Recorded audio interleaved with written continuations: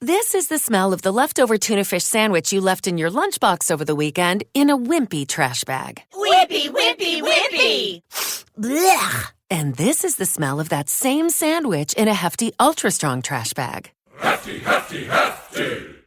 Ah, smell the difference? Hefty Ultra Strong has Arm & Hammer with continuous odor control, so no matter what's inside your trash, you can stay one step ahead of stinky. And for bigger jobs, try the superior strength of Hefty Large Black Bags.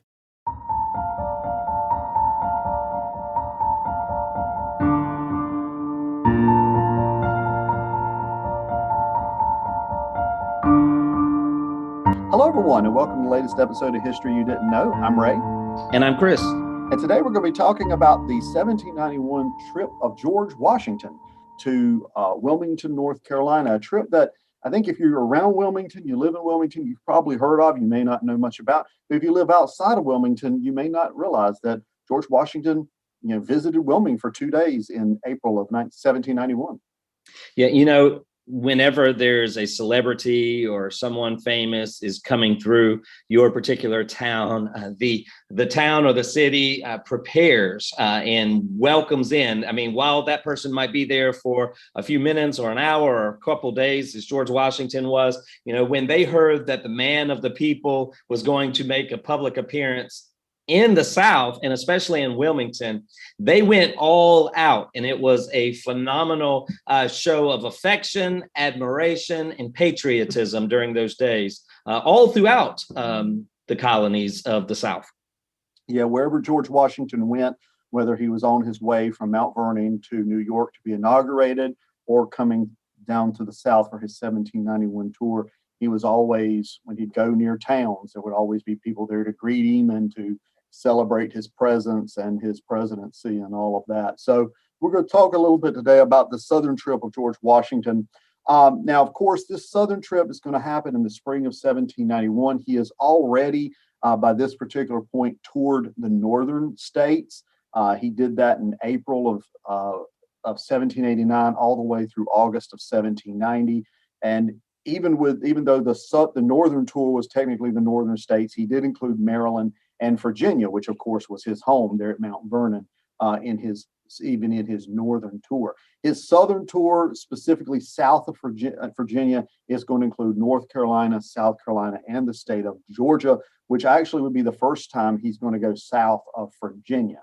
There's some thinking he may have crossed the North Carolina border into what's called the Great Dismal Swamp. I guess that's up in the northeastern corner of the state.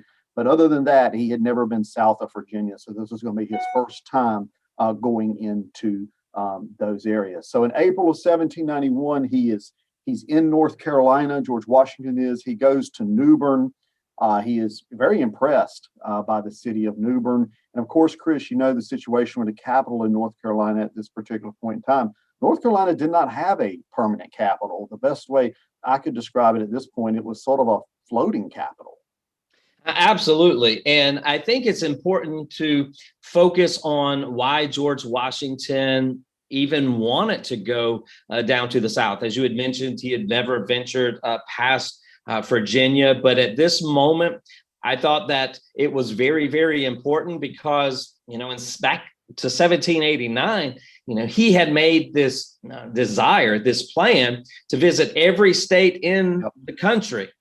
In order to be better acquainted with the people, the internal circumstances that were going on, for them to see the president, but also just to emphasize this idea of unity and of being a United States of America. Now, it is interesting that in 1789 he was wanting to do this, and he actually doesn't make his way down to the Southern colonies until 1791. And really, the reason for that is because of the old North state of North Carolina. Yeah. If we go back to our history and we recognize that at this time, before Washington visits, and what kind of delays Washington from going is the fact that North Carolina still hasn't adopted or ratified the United States Constitution. And I think Washington was like, it's probably not best for me to head down there until we can get all of the details worked out and North Carolina sees for once that we are going to include a Bill of Rights. And so I think that's an interesting perspective to look at before Washington makes his way to, as you mentioned, to a line. He pretty much took a direct line down, heading south, going through a variety of local cities and towns and villages, some being Tarboro and Greenville and Halifax, and ultimately making his way to Wilmington. Yeah, and at this time, he comes down to Wilmington, and it's interesting at this particular point, Fayetteville is the capital of North Carolina at this particular point in time in 1791. And of course, like you said, Chris, just to go back to something you said real quick before moving on to that, he's wanting to see the nation. He's wanting to see what's going on, hear from the people, meet the people, learn about the different parts of the country in a way that he did not know. I mean, it's one thing to hear someone else talk about it. It's one thing to read it, maybe, but it's another thing altogether to actually experience it yourself. Yeah, and we got to remember, we do not have email and telephones and mail or any of those aspects. And so in this time period, many citizens of the United States really don't know what it means to be an American. And the only thing that they can really unite behind is George Washington, because he is popular in the North, he's popular in the South. And when they think of the Constitution, they think of the federal government, they think of George Washington because he was the hero of the American Revolution. He's the first president of the United States of America. And so when they see him, when they hear from him, his thoughts, his ideas is pretty much going to be well received no matter who you are. And so I think that was a very good political play to go down to the South and, just to remind everybody, who are we as a nation? Yeah, and you think about, you mentioned they didn't have cell phones and all that. They didn't have a TV. All of these people never seen him before. And they may have seen drawings or read descriptions, but they had never seen the man himself. And this was a time for them to actually see George Washington, for him to see them, and for him to, show them that the federal government is there, that the presidency is there, and that, it's going to have influence over their lives in hopefully a very positive way. Yeah. And another thing I would add to that is showing them, not just by coming, but also think about the enormous difficulty of any individual, even the president of the United States. There was no Air Force One, there was no Secret Service or anything like that. Basically, you had the coachman, you had attendants, and he had a small entourage, and they would get up early in the morning and they would travel anywhere from 25 to 40 miles in a day, going across rugged terrain, not very good roads. Sometimes you had to cross rivers. So I think that shows the American people that here's a man that is willing to travel all of this way in a very difficult conditions to see us. And that has to have some kind of impact on the people. Yeah, and one of the things he notes is after he leaves New Bern, the roads from New Bern to Wilmington, there basically wasn't much in the way of roads there. A lot of time he and his team were unescorted, so it was just him and his people. The roads were very rough, very, we could say backwoods roads. He complained about the dust in particular parts of the trip, how dusty it was.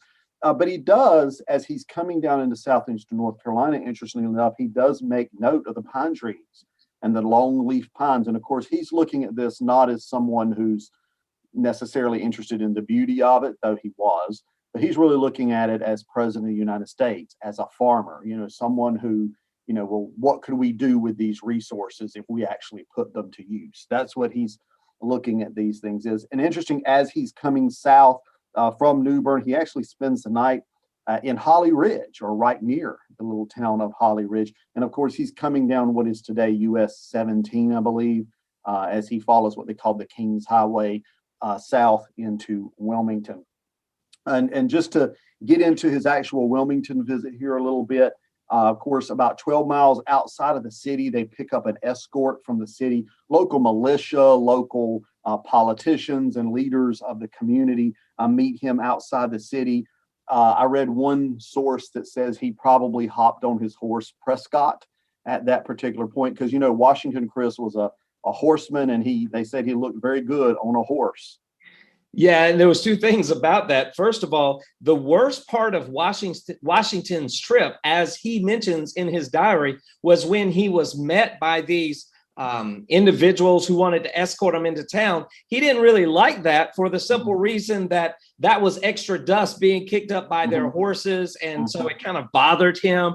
And then he had one coach that he took with him that he would ride through, the barren parts of the land when there's not a lot of people. And then, as you mentioned, he always made a point to stop before they entered the town or the city, and he got on his favorite white horse, because imagine, here's this George Washington, 6 feet tall, striding into the city, riding a horse. I mean, it's this royalty, regal. It's this, here's the president of the United States, I guess back then, truly making a dramatic appearance, if you will.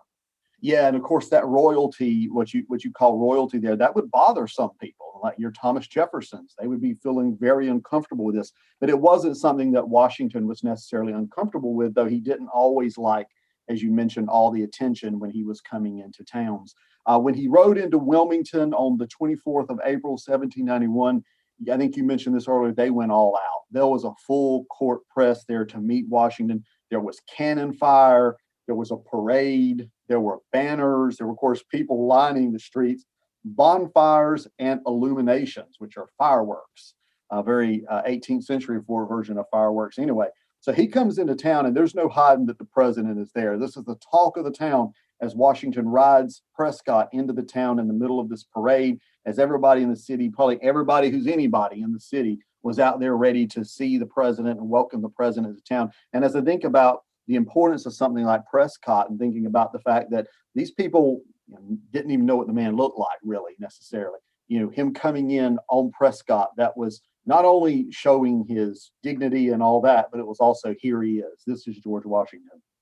What's also interesting about going into Wilmington, I mean, they knew he was coming. I mean, we know that there was 2 days notice and maybe a little bit longer. So, I mean, they knew he was coming to Wilmington. And what I found interesting reading Archibald Henderson's book, Washington Southern Tour, is he mentions how when he was coming in, that the house where he was planning on staying and where there was going to be the reception, it wasn't ready for him. So you have the president of the United States, and there's no room at the end. It's not ready. The cleaning people haven't prepared. And so the people are like, oh my gosh, make the fireworks last a little longer, or, take a little longer marching down the street, so they could try to find somewhere where he could stay. And there was this wonderful widow by the name of Miss Quince, who made an offer, and she said, look, you're welcome to use my house, you can use my furniture, and they graciously accepted. And so here's this lady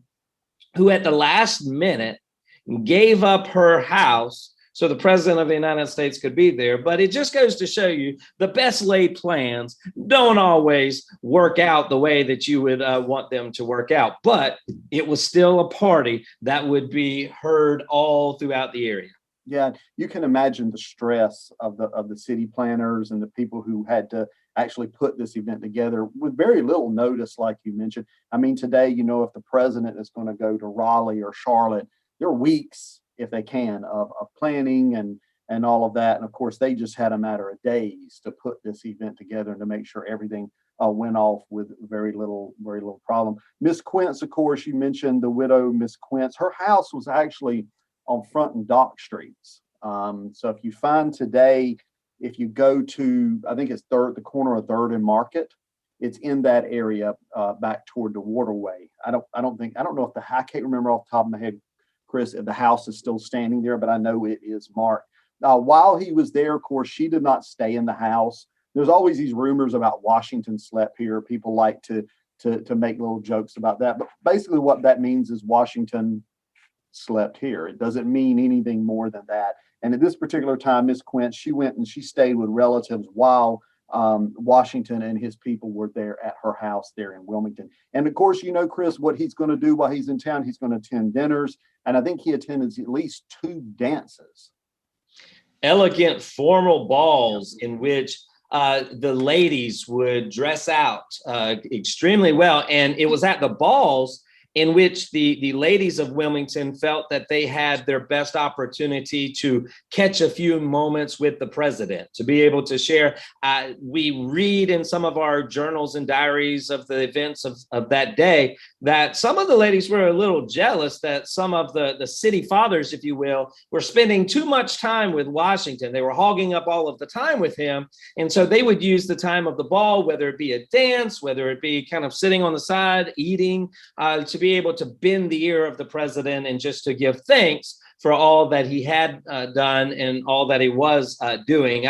I found it interesting that since you and I are here in Bladen County, that there was actually an individual from Bladen County who was in Wilmington for all of this. And she wrote a letter to her sister just talking about how wonderful these balls were, how elegant they were, but that Washington, he treated every single individual the same. So whether you were a member of the high society or if you were just an average, everyday young person on the streets of Wilmington, George Washington would make time to look at you, to extend, invitation to you. So I thought that was very, very notable in our discussion. Yeah, Washington was, he wasn't always a people person, but he knew how to play politics. He knew how to, I guess today we call it glad hand a little bit. He knew how to do that. He also loved those dances, by the way. Everywhere he went and cities and stuff, if he could attend a dance, he loved dancing. He loved dancing with the different ladies. I'm not sure how Martha Washington felt about that. I haven't found any reference to her thinking on it, but I'm sure she understood the purpose of those things. I mentioned earlier, Chris, that of course, Fayetteville is the capital. And for those who don't know, Fayetteville is what, 2 hours north of Wilmington? It's about 2 hours northeast of Wilmington. And he goes to Wilmington instead of Fayetteville at this particular point in time. And the people in Fayetteville, of course, they're going to send a letter by a representative to Washington. It reaches Washington, and Washington does respond, or at least some of his people respond with a letter that he, of course, signs and is sent back there to the town of Fayetteville for the citizens there. He also writes a letter, or actually addresses a letter to the people of Wilmington as well. Both of them, Chris, seem like maybe a little generic letters that maybe you read them, they almost sound like there was some sort of a template there. Well, he had his personal assistant that had traveled with him and kind of knew what Washington was thinking before Washington probably even thought it. And so, I'm pretty confident that his assistant was writing some of these for him, or at least giving him the framework for him. And I think that it is so important for us to be able to have these writings, these letters and diaries and other recollections, so that we can kind of get a feel for what it's like. Sometimes history can be so staid and it's just full of names and dates, and we really don't appreciate that these were all human beings who were, experiencing something of the day. It's you think of when somebody comes into town and the parades that are thrown for Super Bowl champions or World Series champions. And me, Ray, I love to tell stories and to find stories about these things. And before we turn it over to you, the preeminent historian out of the two of us on George Washington, I thought that there were two stories I wanted to share real quick that just shows the lighter side of Washington's visit. And one was that he had gone to one of the inns in Wilmington where he was going to grab a meal. And when he was there, he asked the innkeeper, he said, "Hey, tell me, what kind of water do the people of Wilmington drink? I've noticed that Wilmington seems to be kind of flat and swampy, and I just want to know, what do you people drink as far as the water here in Wilmington?" And the innkeeper, he said, "I'll tell you this, I have no idea what kind of water they drink. I haven't drank any of this water in 40 years. It's that bad." To which Washington said, "Well, make sure don't give me any water." So he never had any of the Wilmington water, all because of the innkeeper's visit that one day. Said, "Don't drink the water. Don't drink the water from Wilmington." And it leads me to kind of the last story, which is when Washington was leaving. He was leaving Wilmington and he was heading down to Georgetown, and he was supposed to stay at the home of a man whose name was Mr. Bowman. And Mr. Bowman sent him a note and said, "Hey, I am so excited that you are going to be staying in my home, but I think it's only fair that the president know I have the measles. I'm sick. I've got the measles." He said, "But you're president, and I'm sure that either you've already had the measles, or if you haven't had the measles, you're president, you can't get it. So I'm hoping that you'll still stay." To which, of course, Washington made a quick detour and he found somewhere else to stay that night, because while he was a man of the people, he was not a man of the measles and he didn't want to be a part. So it just shows kind of the humor, but also the reality of planning a trip like this. Not everything's going to go according to plan, but Washington, he did what he set out to do. He was greeted, he was welcomed, he was loved, he was admired, but also he made sure that the people understood that no longer were they just to be considered North Carolinians or South Carolinians or Georgians, but that they were going to be Americans. Yeah, absolutely. And as I look at the map of his southern tour, he goes all the way down to Savannah on this southern tour. So he takes all the way from North Carolina through South Carolina. He goes to Savannah, then he turns back sort of northwest, I guess you could say. He goes to Augusta, then up through Columbia, up through Charlotte, Salisbury, Salem, and he goes over to the Guilford Courthouse, which of course was a famous battle during the American Revolution. And I think part of that wasn't just simply just happened to be going through there. Part of that was going back to that location. Of course, he didn't fight at that particular battle, but Nathaniel Greene did. Charles Cornwallis did, and so many American troops died there and stuff. So I think he wanted to go back there for that reason. So even if you go to Guilford Courthouse and places like that to see these historical sites, remember, even George Washington was interested sometimes in going to those locations. And it's not until he actually gets to Guilford Courthouse, which I find to be very interesting if the story is true, but he met Alexander Martin, who will later go on, the governor of North Carolina. He meets him at Guilford Courthouse, and it's there. And this is, I think, June the 1st or somewhere around that period. So he's already, been through North Carolina and making his way back. And it's not until then that he actually asked the governor about the relationship with North Carolina and the United States. Being that North Carolina was one of the last two colonies to hold out on ratification of the Constitution, it's not until the end of the tour he says, "Hey, I just kind of want to know, how does North Carolina feel about the federal government?" To which the governor said, "I can assure you the opposition to ratification is long gone. Your visit here has been tremendous. People love you. People love America, and everything's going to be great. And you're going to see North Carolina is going to be a significant part of this place called America." Yeah, and just to sort of, I guess, wrap this up, when he's leaving Wilmington, or in his last period there in Wilmington, he is presented a letter by several of the inhabitants of Wilmington: William Campbell, John Bradley, James Reed, James Fergus, George Hopper, William Henry, Edward Jones. They present him with a letter, and sort of connecting what you just said. Part of that letter reads as follows, quote, "We anticipate with great pleasure the effectual operation of the new Constitution, persuading ourselves that the same wisdom, liberty, and genuine patriotism, of which there is so illustrious an example in the conduct of our beloved Chief Magistrate, have hitherto influenced and will continue to temper the counsel of the nation," end quote. So I think, what he was hoping to achieve with this trip, with this southern trip, I think when he read that letter and heard from the governor there, I think he can, at least as far as North Carolina is concerned, he was probably comforted that it had worked. Yeah, absolutely. And, we read of these individuals that you've already mentioned in that letter, but we also see that individuals, even though there were some who were in opposition to maybe some of the policies and maybe some of the things that were going on, at the end of the day, by observing what took place in Wilmington, there were many who would say that because of the strength of his genius, his military prowess, his courage, how he was able to encounter every obstacle imaginable and find a solution, that there were many people that day who said the greatest man on earth has just passed by us. So I think that just goes to show that the nation was starting to form into a United States, and it centered around the legacy and the mission of George Washington. Absolutely. Absolutely.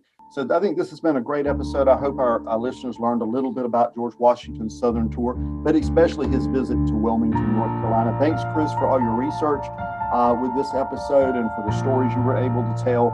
For our listeners, if you'd like to get in touch with us, you can always contact us through email at historyyousshouldknow@gmail.com. That's history, the letter you should know, @gmail.com. I'm Ray. I'm Chris. And we'll talk to you next time.